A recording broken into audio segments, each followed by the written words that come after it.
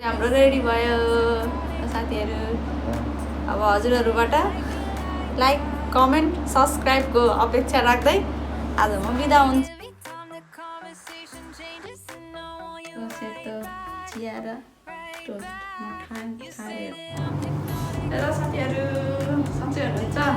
आज चाहिँ हाम्रो बिदाको दिन। आज चाहिँ हामी दुईजना यसो हल्का घरको लागि सपिङ गर्न गयौँ होइन। आज हामी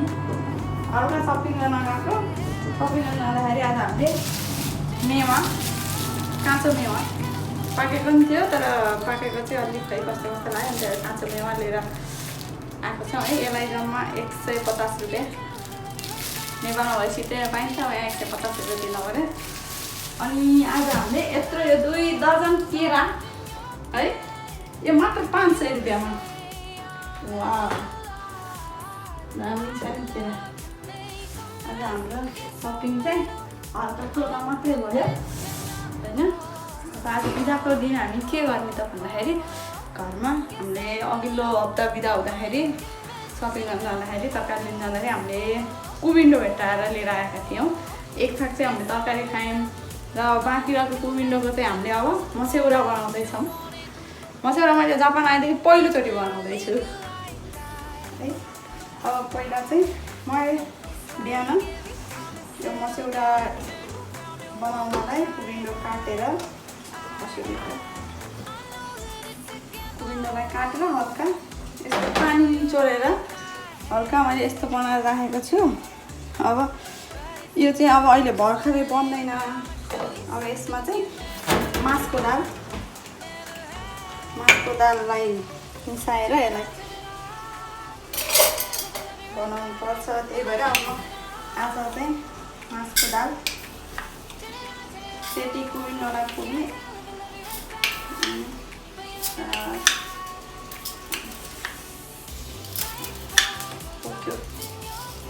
अब यो मासको दाल, यति दाल चाहिँ अब यो भिजाएपछि भोलि आएर फुलेर धेरै हुन्छ होइन। अनि यसलाई चाहिँ हल्का मिक्सिङ गरेर अनि त्यस पछाडि हामी भोलि मस्यौरा बनाउँदैछौँ। अब यसलाई म भोलिको लागि आज यसलाई भिजाएर राख्दैछु।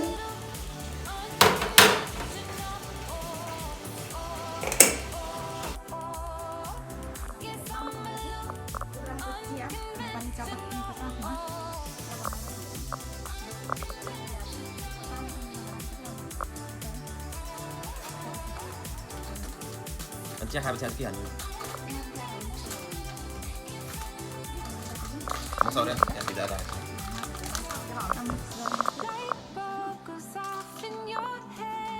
Kue sama.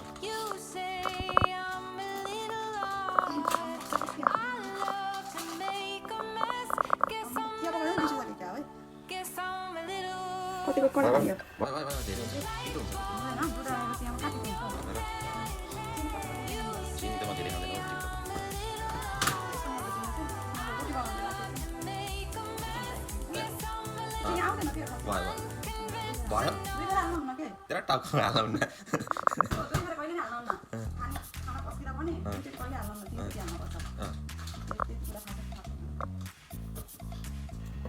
Hả, có mà thái rồi rồi.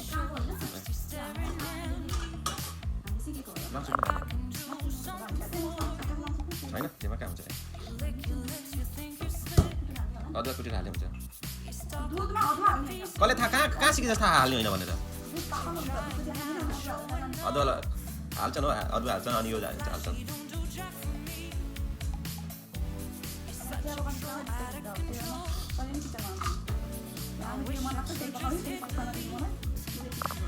अन्त नभएकोलाई सिकाएको के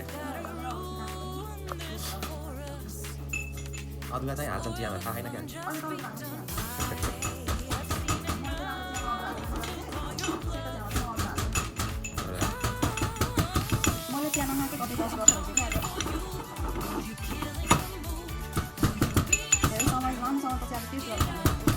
Siapa kan lebih deh kan?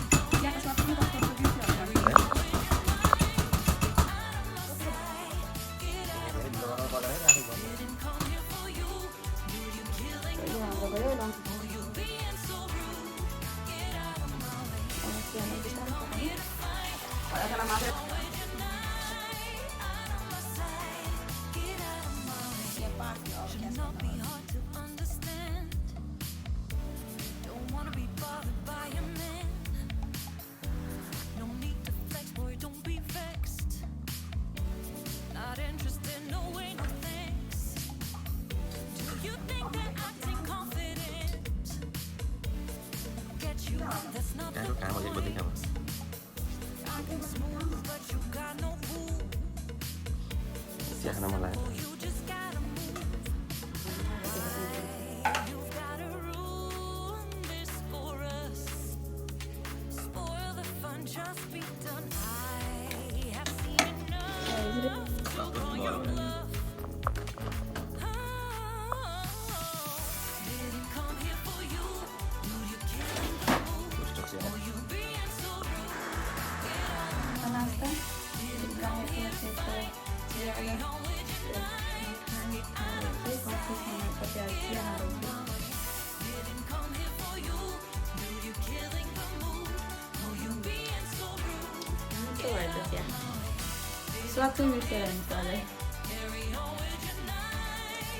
साथीहरू अब मस्यौरा बनाउन सुरु गर्छु म है पहिला चाहिँ यो मासको माथिको यो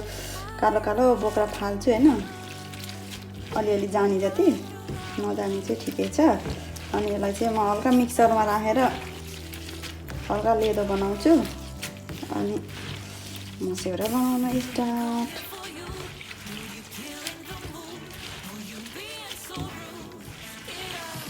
मैले चाहिँ मासको बोक्रा फालेँ है मासको बोक्रा फाल्ने हो कि नफाल्ने हो मलाई कमेन्ट गर्नु होला म पहिलोचोटि मस्यौरा बनाउँदैछु यो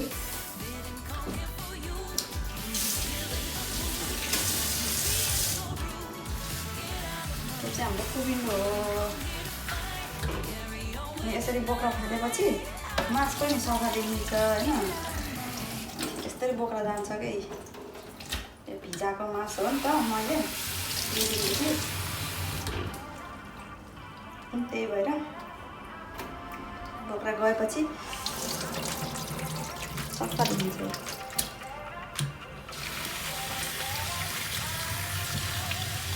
अलिअलि बोक्रा बसेर केही हुन्न भन्ने जस्तो लागिरहेको थियो फेरि आमाहरूले बनाउँदाखेरि अब घरमा पनि खासै बनाएर खाने जस्तो छैन हाम्रो घरमा त्यही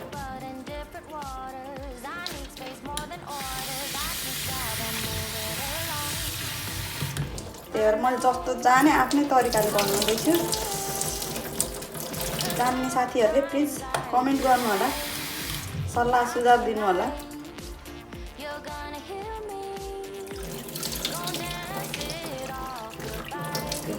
यति बोक्रा फाले हैन यति बोक्रा फालेपछि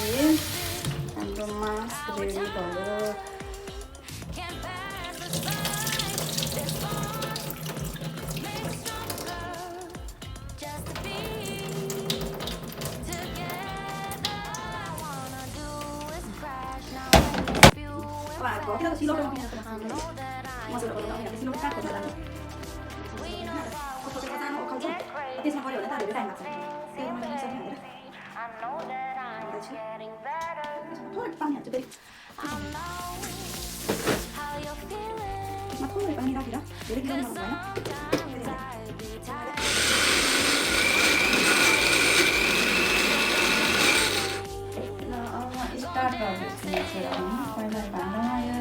आटेको कुबिनो हाले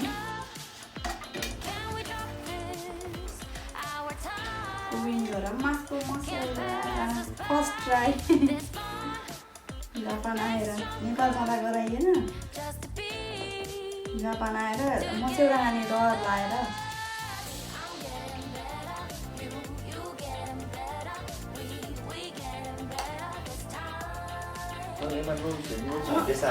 केही हाल्दैन यो त तरकारी बनाउनमा सादा हो नि त मलाई हाल्ने होइन जस्तो लागिरहेको फेरि अब मलाई जतिसम्म याद छ होइन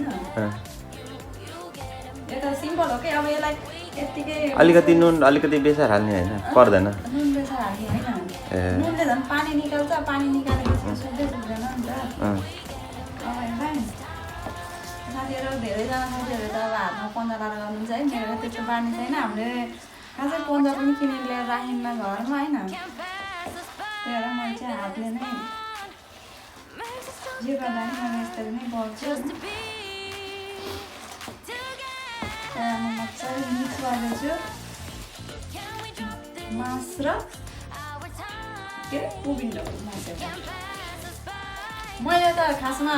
कर्कलाको त्यो डाँठ र अनि मासको त्यो पिठोको मस्यौरा खाएको हो है त्यही पनि मैले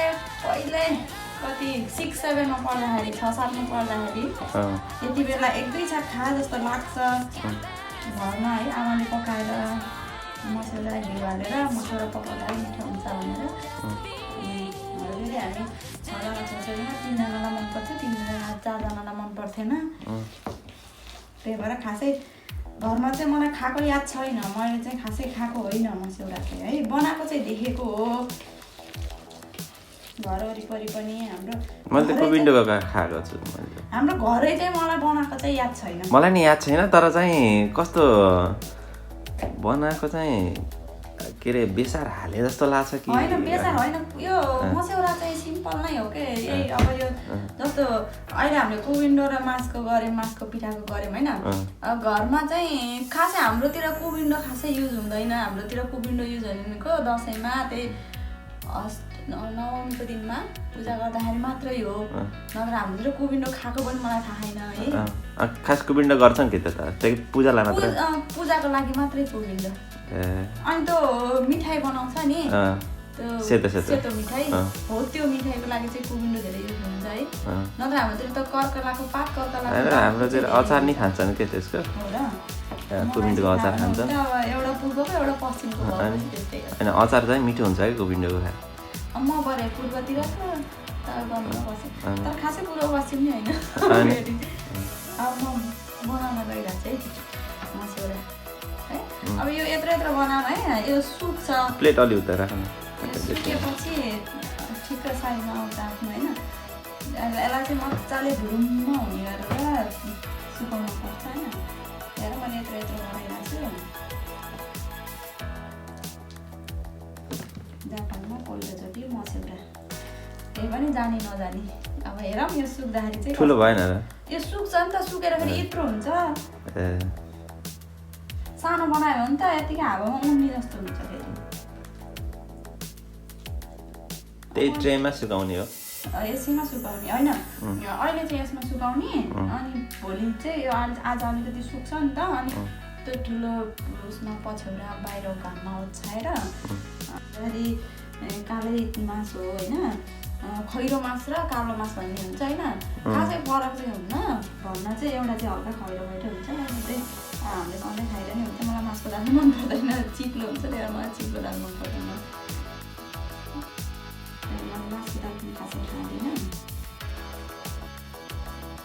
अब यो सुक्दाखेरि कस्तो हुन्छ आज घाम लाग्छ धन्नले आज एकै दिनमा कहाँ सुक्छ यो एकै दिनमा सुक्दैन यसलाई 3-4 घाम सुकाउनु पर्छ मजाले हो र यहाँ त झुरुम छ्याम बद्ने नभएसम्म लुगा मिल्दैन मलाई एउटा थाल ल्याइदिनुहुन्छ सेतो थाल यो त भर्यो लागेर हाम्रो मसौरा यस्तो भइरहेछ यो मसौरा अब सुकेपछि कस्तो हुन्छ यो हेर एउटा सेतो थाल भयो नि त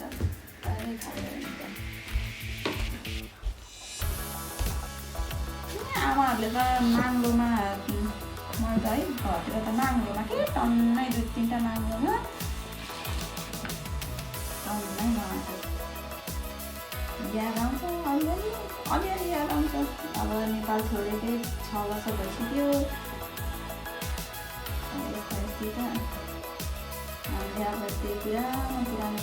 हाम्रो मम्मीले पनि पुरानो घरमा त्यो छतमा के कपडा ओछ्याएर टन्नै के सुरुमा चाहिँ नाङ्लोमा हो अनि भोलिपल्ट चाहिँ सुकेपछि चाहिँ अनि कपडा ओछ्याएर अनि कपडामा मजाले कपडामा ओछ्यायो त्यसपछि त्यो टक्क घाम लाग्ने है कपडाले चिसो सोच्दिन्छ नि त चिसो सोचेपछि अनि चाँडो सुक्छ यति बेला नै हो कि फेरि सँगसँगै त्यो गोबी पनि सुकाउँथे के काटेर फुलकोपी सबै लगभग सबै घरमा हुन्छ नि त उतातिर अनि त्यो नभएको मान्छेले पनि किनेर ल्याएर है सस्तो पाउँछ अनि ल्याएर सुकायो है अनि त्यसपछि बर्सातमा खाना कस्तो मिठो हुन्छ क्या त्यो फेरि सुकाएको गोबी कस्तो मिठो हुन्छ आलु हाल्यो है मिठो हुन्छ सुकाएको गोबी पनि अहिले नेपालमा काउली 100 रुपियाँको 4 किलो देखान अरे के मान्छेहरूले यही बेला के भन्छ मुलाको अचार बनाउँछन् है होइन यही बेला त हो नि मान्छेले सबै बनाउने तपाईँलाई त्यही मनपर्छ ठुल्ठुलो भएन र होइन कि यतिको त गराउनु पऱ्यो के अनि यो 2टा 3टा हालेपछि 2जनालाई एकछाप पुगिहाल्छ ल सानो सानो मसौराको त झोल खाने हो नि त अनि मसौराको झोल खाने भन्दैमा अनि यो सुक्दाखेरि ठिक्क साइज हुन्छ के ए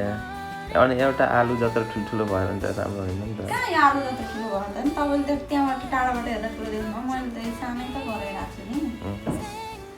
धेरै सानो भयो भने त फेरि त्यो मसौरा पछि के लाउँदाखेरि उठ्छ धेरै ठुलो भयो भने सुक्न पनि टाइम लाग्छ नि सुक्छ होइन त्यस्तो मैले त्यस्तो गराएन च्यापेर बनाएन तर यो च्यापेर बनाउनु पुग्यो भाडा पुग्छ पुग्छ अब एउटा मात्रै छ लास्टिक तपाईँको जस्तै सानो भएछ मसौरा मासको मसौरा होइन मासको मसौरा भन्छ नि मासको मसौरा अब 3 दिनमा 4 दिनमा रेडी हुन्छ सुकेपछि मजाले